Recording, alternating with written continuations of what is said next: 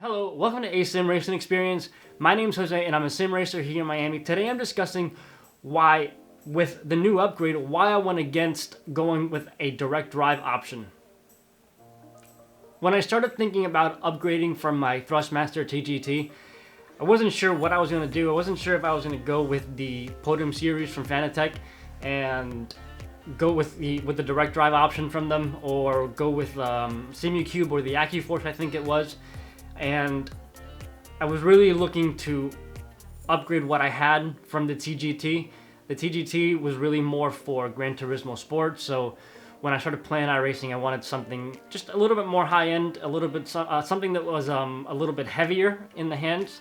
So when I started looking just several weeks ago, when I came across the Club Sport, the version 2.5, and then I started comparing prices to the Podium series, and I'll be honest, I had one experience with a direct drive wheel. I'm not sure, now that I've learned so much with this one, I've learned that you have to tune these things, and I'm not sure if that wheel that I tried out was even tuned to something that I would find, to my liking, so I don't think I had a proper reference for it. With that being said though, I couldn't justify the extra expense of almost $1,000, or I think it was maybe over $1,000 to go with the direct drive option. I know that a lot of people use the base that I have, and other people use different bases, and they're able to perform well. So clearly, it's not about the gear, and I just couldn't justify the extra expense for a direct drive when this, now that I have it to my liking, is working incredibly well. And I ended up saving $1,000.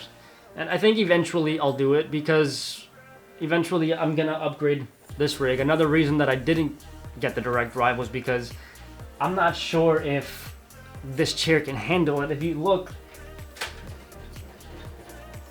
this flexes quite a bit. It's not the world's biggest issue. I don't feel it, and if I do feel it, I mean, it's funny because it actually just kind of adds to the realism, because it's with the butt kicker, it's moving the chair a little bit, so it's fun sometimes, I guess. But I really don't think that this chair can support a direct drive. So eventually I'll build another chair for that, and then I'll end up getting a direct drive base, and we'll give that a try. So that was, basically it was a financial reason. And then when I started thinking about why I wanted this wheel, just trying to justify the expense in my head, trying to justify what I needed, and like trying to figure out what I needed and what I wanted and how I could meet in the middle of those, because it was a clear difference that it was going to be a lot more money.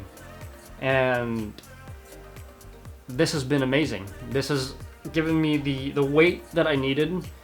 In terms of response, it's exactly what I needed. I mean, I'm able to perform well now that I have it tuned.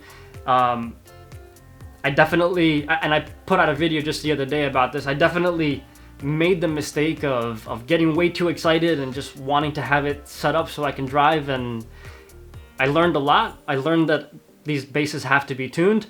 So now that I know that, I think I'll be able to experience wheelbases a little bit better. I understand them a little bit better now, and now that I have that tuned, it makes a lot more sense for me, and it makes the entire feel a lot better for me. Now that I have a little bit heavier of a feel. The TGT was heavier when I put it on iRacing, when I was still running Assetto Corsa and F1 2018. It had a good weight to it, but I felt that it needed I felt that it needed a little bit more weight. And if I want to talk about the pedals really quick, the difference in pedals, it's a night and day difference. The TGT pedals it's just a spring, so it's just by input. The Fanatic ones, it's got the load cell on it, so this whole thing with the load cell, it's new to me. It's a whole new feel to me. But even last night driving the Porsche RSR, I had been struggling a lot with the 911, so I think I started finally slightly understanding it a little bit more, and just understanding the braking on that car with a mid-engine.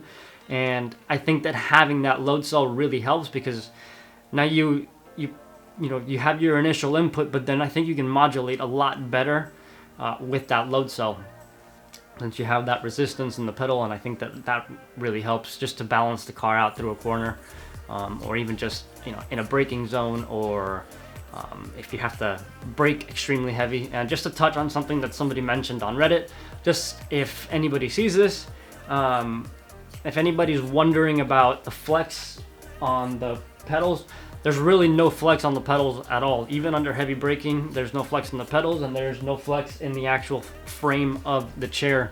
The only real issue is that when I go to get into it, this has to be lifted because of the shifter. But there's really no flex other than just this. And I'm in VR most of the time anyway, so it's really not that big of a deal.